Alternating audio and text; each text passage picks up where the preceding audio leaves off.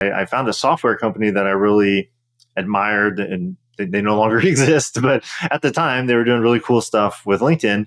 And I had gotten into a conversation with someone who worked there, and he was really into this. We both saw a very clear path how what I was teaching would really help their company. So I'm actually talking to an employee of a company, not an entrepreneur, which was in hindsight not a great fit. And I've learned that, in doing this multiple times now. But that one past client, that one friend, I started to sell more and more seats. I don't remember the actual sequence of how all these people came to be.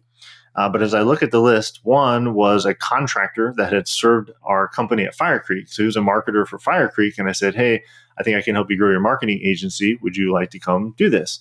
He not only said yes, but he said, yes, and can I have a discount if I pay in prepay? I'm like, yes. So I kind of skipped over this part. But I went from 15,000. I had the first client say yes. He was already on payment plans for 15,000. And about the time I said, you know what, I got to switch the date. I'm going to turn off the engineering income. I just do not feel comfortable selling something for $15,000. I've never done it. This is not right. So I settled on, I think 7,500 is a much better price point for me, but I couldn't even use the words. I could not say it's $7,500. That seemed so out of my league. So what I started to say is it's $2,500 a month for 3 months. And that's really how I sold this group. So the very first person had paid double that. So I went back to him and I said, good news. Bad news, we're delayed. I can't start yet, but we're going to get this done. Good news, you're done. You don't have to pay any more. You started payments and you've already paid up. I've cut the price in half and you're good. So he was done paying. That was good. Again, I used 7,500 or 3 times 2,500, and I gave that credit to one of the previous clients. I had my friend in there who was helping. I got this other contractor. He said, "How about if I pay you $6,750 one time instead of paying the 3 payments of 2,500 each?" And I said, "Beautiful," because I actually have some money because I just cut off most of my extra income, and so he joined.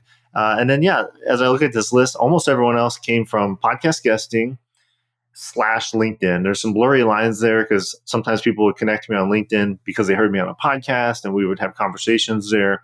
But it was basically a lot of that. I'd say 75% of the group was podcast guesting leads and LinkedIn conversations. And pretty much they're all kind of, one and the same.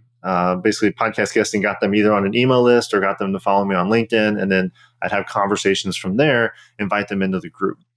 Two exceptions. One was another person I'd actually met in the mastermind, and he was launching his own group coaching program. I was very interested in it, and he was really interested in mine. So we ended up swapping. So it certainly wasn't a free entry, but it was a straight barter. So we basically traded seats, which actually served us both really well. And then one other kind of unique thing is I found a software company that I really admired, and they no longer exist. But at the time, they were doing really cool stuff with LinkedIn. And I had gotten into a conversation with someone who worked there, and he was really into this. We both saw a very clear path how what I was teaching would really help their company. So I'm actually talking to an employee of a company, not an entrepreneur, which was in hindsight not a great fit. And I've learned that, in doing this multiple times now. But on the surface, it seemed like a good idea. So he got me hooked up with his boss. He ghosted me several times, but ultimately, while I was in a hotel room in Bentonville, Arkansas, waiting for a Fire Creek meeting to get into Walmart, I had this meeting trying to sell the seat for my mastermind. And what ended up happening there was they did pay a deposit, which was great. And then basically all the revenue beyond that was going to be based on an affiliate relationship. So basically they pay $1,000. They put the person in my program. He's the salesperson. So as he and his team are making sales of their software, I get a cut until I make my actually $10,000. We said, I'll make more, but it's going to take longer to collect. That all sounded great, except the guy who entered the program, who I love, and he's a wonderful guy, we're still in contact, made a career change.